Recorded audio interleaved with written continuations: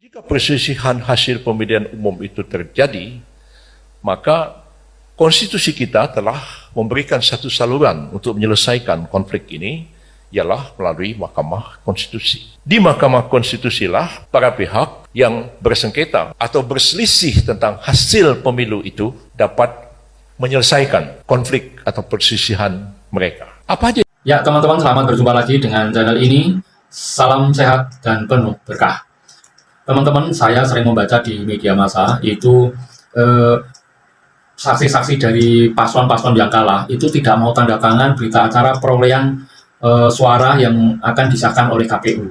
Ternyata alasan mereka itu bukan karena ada pergeseran nilai tidak cocok dengan hitungan mereka. Mereka itu tahu bahwa perhitungan secara manual, yaitu kertas, itu sudah sesuai. Di TPS, kecamatan, kabupaten, provinsi itu sudah sesuai. Ternyata mereka itu beralasan karena paslon yang menang itu dalam proses pemilihannya, ya, proses pemilihannya itu cacat hukum. Nah, ini ada video yang bisa mencerahkan kita semua dari Profesor Yusril Mahendra. Yuk, kita ikuti videonya bersama-sama. Jika perselisihan hasil pemilihan umum itu terjadi, maka konstitusi kita telah memberikan satu saluran untuk menyelesaikan konflik ini, ialah melalui Mahkamah Konstitusi. Di Mahkamah Konstitusi lah para pihak yang bersengketa atau berselisih tentang hasil pemilu itu dapat menyelesaikan konflik atau perselisihan mereka. Apa aja yang bisa diadili di Mahkamah Konstitusi itu? Sejatinya, secara normatif, kalau kita membaca pasal 24C Undang-Undang 45, yang menjadi kewenangan Mahkamah Konstitusi itu adalah mengadili perselisihan hasil pemilihan presiden dan wakil presiden. Jadi hasilnya yang diperselisihkan, bukan prosesnya. Kalau prosesnya itu adalah sengketa proses, maka kita membedakan antara dua jenis perselisihan dalam pemilihan umum ini. Yang pertama adalah sengketa proses dan yang kedua adalah sengketa hasil. Sengketa proses itu menyangkut proses administrasi. Apakah calon bupati ini memenuhi syarat atau tidak, apakah calon presiden wakil presiden memenuhi syarat atau tidak, ijazahnya palsu apa enggak, itu diselesaikan oleh Bawaslu dan diselesaikan oleh Pengadilan Tata Usaha Negara. Jadi kalau sudah selesai pilpres terus dipersoalkan syarat presiden wakil presiden, itu sebenarnya sudah nggak relevan. Karena kalau wakil presiden dan presiden tidak memenuhi syarat, itu mesti dipersoalkan di Pengadilan Tata Usaha Negara, bukan dipersoalkan di Mahkamah Konstitusi. Putusan MK tentang perselisihan hasil pemilihan umum presiden wakil presiden itu adalah final and binding.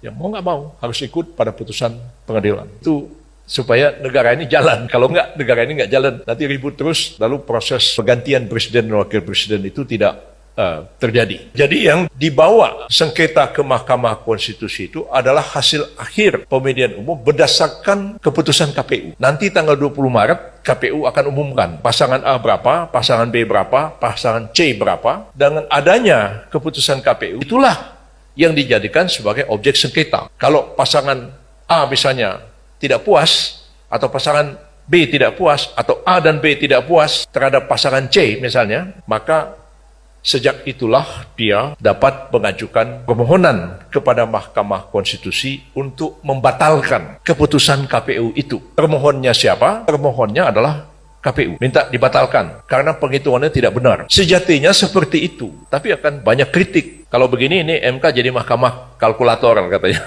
Cuman ngitung-ngitung aja begitu. Tapi sejatinya menurut UUD 45 ya seperti itu.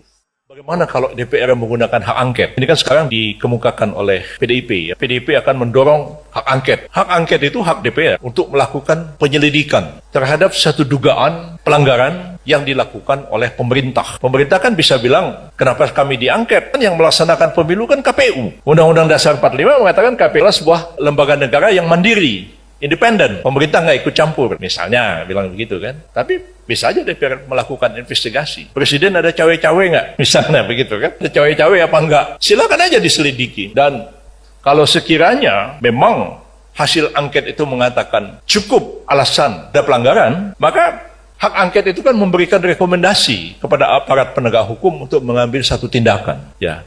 Jadi seperti itu. Tapi apakah hasil angket itu akan menggugurkan hasil pemilu? Apalagi hasil pemilu itu telah diputus oleh Mahkamah Konstitusi, dia sama sekali tidak menggugurkannya. Bisa aja, misalnya ada polisi atau ada tentara atau ada orang sipil siapapun Yang ternyata cawe-cawe memalsu misalnya komputer KPU sehingga si A menang yang harusnya nggak menang. Orang itu bisa dipidana. Ya pidana itulah sanksinya kepada dia. Tapi tidak menggugurkan hasil pemilihan umum apalagi telah diputuskan oleh Mahkamah Konstitusi. Kalau MK mengatakan dikabulkan permohonan ini, silakan dilakukan pilpres ulang, bisa saja itu terjadi sepanjang itu tidak melampaui jadwal pelantikan presiden pada tanggal 20 Oktober 2024 yang akan datang. Mengapa demikian? Karena kalau 20 Oktober 2024 itu presiden baru belum dilantik, ya, ini negara ini berada dalam apa yang disebut dengan krisis konstitusional, ya, sebab presiden habis masa jabatannya.